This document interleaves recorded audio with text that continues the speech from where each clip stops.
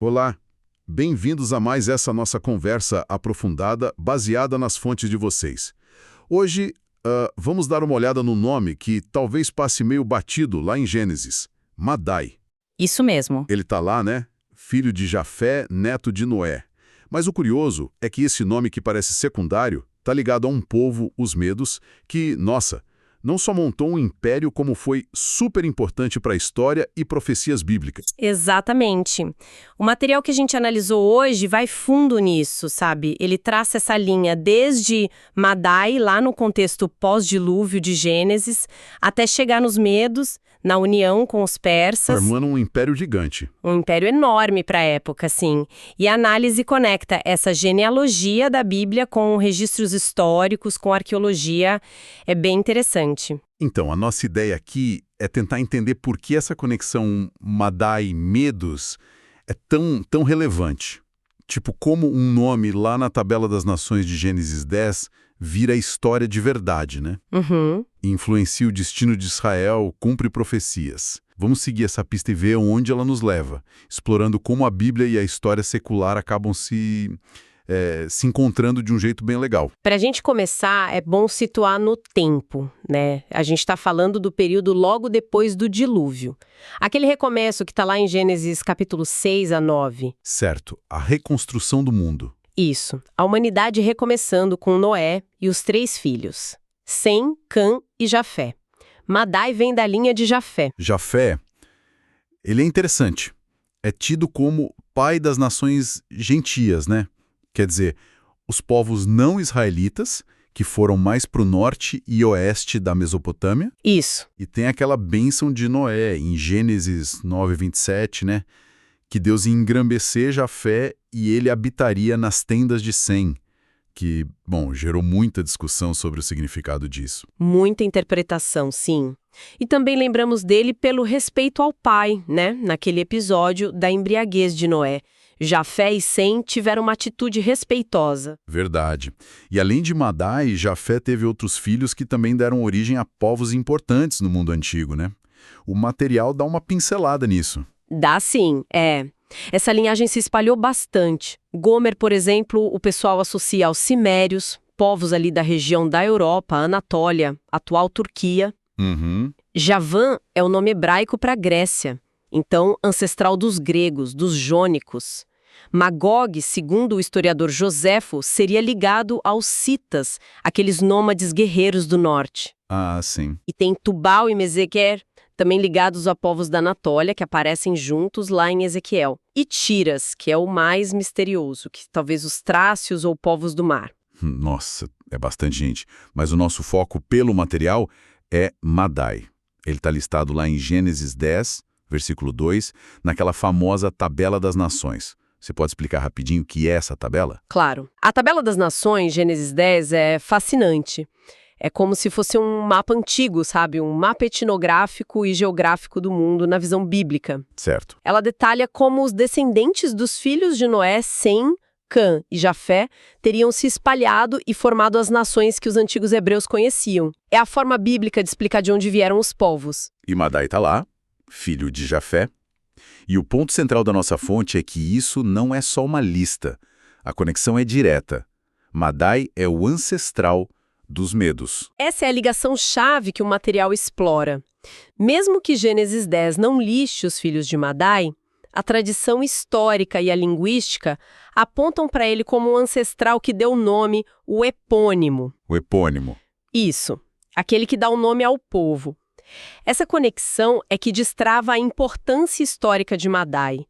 Os Medos são vistos como descendentes diretos dele. Entendi.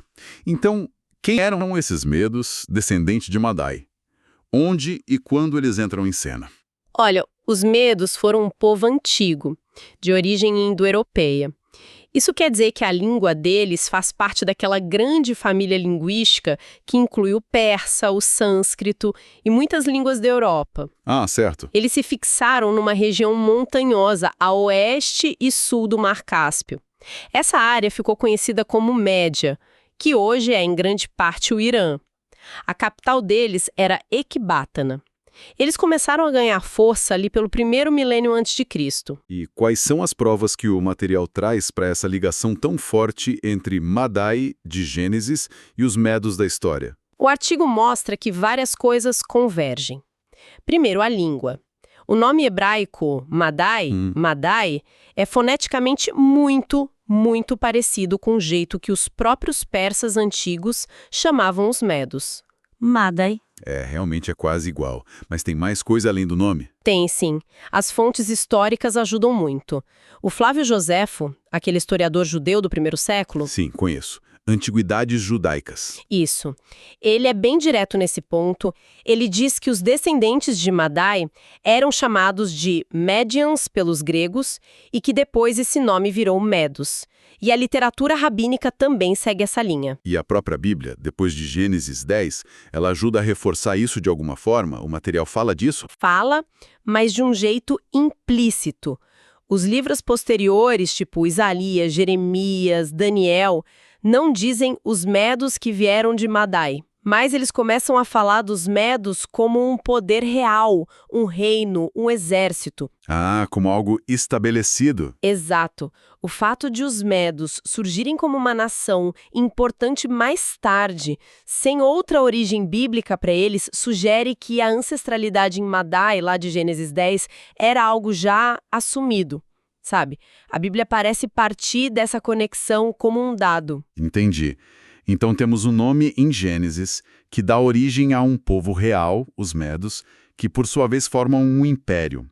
E qual foi o impacto desse império, pensando no contexto da Bíblia? O impacto foi grande. Os Medos foram decisivos para a queda do Império Assírio, que era o terror da região. Lá por 612 a.C., os Medos, liderados por Ciaxares, se juntaram com os babilônios. Uma aliança poderosa. Poderosíssima. E juntos eles fizeram o impensável. Destruíram Nínive, a capital assíria, e o mais impressionante é que esse evento foi previsto em detalhes pelo profeta Naum. Isso já mostra como esses eventos políticos eram vistos com um significado teológico. A queda da Assíria mudou tudo, né? Mas a história dos Medos fica ainda mais ligada à Bíblia por causa da união com os persas, certo? Exatamente. Essa talvez seja a parte mais famosa e com mais conexão bíblica. Eles foram aliados dos babilônios contra a Síria, mas essa amizade não durou para sempre. Claro. Aí entra Ciro Grande, um líder persa que, segundo algumas fontes, como Heródoto, até tinha parentesco com a realeza meda. Ele conseguiu unificar medos e persas. E aí nasce um império aquemênida que a gente chama de Império Medo-Persa. E aí o impacto na Bíblia fica gigante. O material detalha essas conexões? Detalha e são muito diretas. Primeiro, foi Ciro, com esse império unido, que conquistou a Babilônia em 539 a.C. E a Bíblia vê isso como cumprimento direto de profecias, especialmente Isaías 44 e 45. Nossa, a profecia de Isaías é incrível. Menciona Ciro pelo nome, como o instrumento de Deus para libertar os judeus da Babilônia. Uns 150 anos antes dele nascer. Impressionante. É muito impressionante. E essa conquista da Babilônia, por Ciro, levou aquele decreto famoso que permitiu aos judeus exilados voltarem para Jerusalém, reconstruir o templo. Que é o cenário para Esdras, Neemias. Exatamente. E tem mais. O livro de Ester inteiro se passa na corte persa, dentro desse Império Medo-Persa, no reinado de Assuero, que geralmente é identificado como Xerxes I. Certo. E claro, o Império Medo-Persa é central nas visões proféticas de Daniel. Sim, Daniel é muito claro nisso. No sonho da estátua de Nabucodonosor, em Daniel 2, o peito e os braços de prata são o Império Medo-Persa, vindo depois da Babilônia, que era a cabeça de ouro. Perfeito. E não é só isso. Em Daniel 8, tem a visão do carneiro com 2 chifres. E o próprio texto, lá em Daniel 8.20, explica: aquele carneiro com 2 chifres que viste são os reis da Média e da Pérsia. Simbolizando a união dos dois. Claramente. O material que a gente analisou destaca como essas profecias usam a geopolítica da época, a ascensão desse império que veio de Madai, para mostrar um plano divino maior acontecendo na história. É fascinante ver como a linhagem de Madai, através dos medos e persas, vira peça central nessas narrativas. Mostra que, para os autores bíblicos, os impérios não surgiam e caíam por acaso, né? Tinham um propósito maior. Uhum. E essa história toda não se baseia só na Bíblia, né?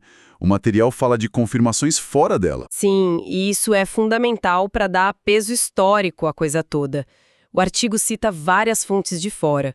Historiadores gregos clássicos, como Heródoto, pai da história, e Quetésias, escreveram sobre os medos. Heródoto fala bastante deles, né? Fala sim. Nas histórias dele, tem uma parte grande descrevendo a cultura, a política, as conquistas dos medos. Conta até a história de como um tal Deócis teria unido as tribos medas e fundado o reino. E o Joséfo, que a gente já citou. O Joséfo é uma ponte importante. Como a gente falou, ele conecta diretamente o Madai de Gênesis com os medos da história. Ele confirma essa tradição que ligava a genealogia bíblica aos povos que ele conhecia no tempo dele. Além dos textos, e a arqueologia? Achou alguma coisa dos medos? Achou sim. O artigo menciona isso. Escavações lá no Irã, em lugares como Tepe Nush Joni e Godin Tepe, encontraram ruínas de construções, tipo fortificações, talvez templos, cerâmica, artefatos, tudo datado do período de ascensão dos medos. Ah, então tem vestígios materiais. Tem sim. Ainda tem debate sobre a cultura material meda, mas essas descobertas dão uma base física para a existência deles. E os vizinhos? Assírios, babilônios, eles falavam dos medos? Falavam. O material aponta para as inscrições cuneiformes, aquelas tabuletas de argila. Tanto registros assírios quanto babilônicos mencionam direto um povo ou tribos chamadas Madai, ou Amadai. Madai de novo. Exato. E localizam eles justamente na região montanhosa a leste da Mesopotâmia, onde a história diz que os medos viviam. Eram relatos dos vizinhos poderosos que viam os medos ali, às vezes, como ameaça. Então, o quadro que o material pinta é de uma convergência forte. Tem a genealogia bíblica, os historiadores gregos e judeus, os registros dos vizinhos em cuneiforme, a arqueologia. Tudo aponta para a mesma direção. Madai foi o ancestral de um povo real, os medos, que tiveram um papel importante na história. Exatamente. O material argumenta que essa concordância entre fontes tão diferentes, Bíblia, história, arqueologia, fortalece não só a historicidade dos medos, mas também a ideia da conexão com Madai. Mostra que até nomes que aparecem rapidinho nas listas podem ter raízes históricas e um legado que dura. Para a gente fechar essa parte, vamos falar rapidinho do nome Madai. A fonte discute a origem, o significado do nome. O nome hebraico é Madai. Como a gente disse, o principal consenso que o material destaca é que ele é um epônimo, nome do ancestral que deu nome ao povo, Medos, e à terra, Média. Certo. Agora, sobre um significado mais profundo, a origem exata da palavra é meio incerta. Eu já vi uma sugestão de que poderia significar terra central ou terra do meio, por causa da localização da Média. Isso aparece... Aparece sim, o artigo menciona essa possibilidade como uma especulação, talvez pela posição geográfica da Média entre outras civilizações, mas a própria fonte avisa que essa interpretação não é um consenso. Falta evidência mais forte. A conexão mais segura e aceita é mesmo com o nome do povo Medo. Entendido. Bom, acho que a gente percorreu bem o caminho que a fonte traçou. Começamos com Madai, um nome lá em Gênesis 10, filho de Jafé. Vimos como ele é identificado de forma consistente como o pai dos Medos, um povo que ganhou poder no Antigo Oriente Próximo. E como esses Medos, sozinhos e depois com os persas, formaram o Império Medo-Persa. Um império que não só dominou muita terra, mas foi chave para eventos cruciais da Bíblia, como o fim do exílio na Babilônia para o povo judeu. E, fundamentalmente, como a ascensão e as ações desse império são mostradas na Bíblia, especialmente em Daniel, como cumprimento de profecias detalhadas, ligando a história humana a um plano divino, na visão dos autores bíblicos. Exato. A análise mostra que seguir o rastro de Madai revela uma teia onde genealogia, história e teologia estão muito ligadas. Não são coisas separadas, mas integradas na visão bíblica. Então, para quem está acompanhando a gente, por que gastar tempo investigando uma figura como Madai? Acho que a relevância é justamente perceber essa conexão toda. Isso dá uma forma mais rica, mais profunda de ler a Bíblia, né? Sem dúvida. Ajuda a ver que aquelas genealogias que às vezes a gente pula não são só listas de nomes. Elas podem ser a chave para entender movimentos históricos, desdobramentos teológicos enormes. Verdade. Ver a ligação entre Madai e Ciro, por exemplo, muda a leitura de Gênesis, de Isaías, de Daniel. É aquele momento que dá um clique, sabe? As peças se encaixam. Totalmente. E isso nos leva a uma última provocação para a gente pensar. Algo que a análise inspira, mesmo que não estivesse lá na fonte com todas as letras. Se a linhagem de Madai, através dos medo-persas, teve um impacto tão direto, tão previsto e documentado no destino do povo de Israel e no cumprimento de profecias, será que outras figuras genealógicas, talvez consideradas secundárias hoje, não guardam chaves que a gente ainda não percebeu? Chaves para entender outros momentos históricos importantes ou até desdobramentos futuros que estão ali nas entrelinhas das escrituras? É uma ótima questão para a gente levar. Sugere que sempre tem mais para descobrir nessa tapeçaria complexa da história e da fé que está registrada nesses textos antigos. Abre a porta para mais exploração.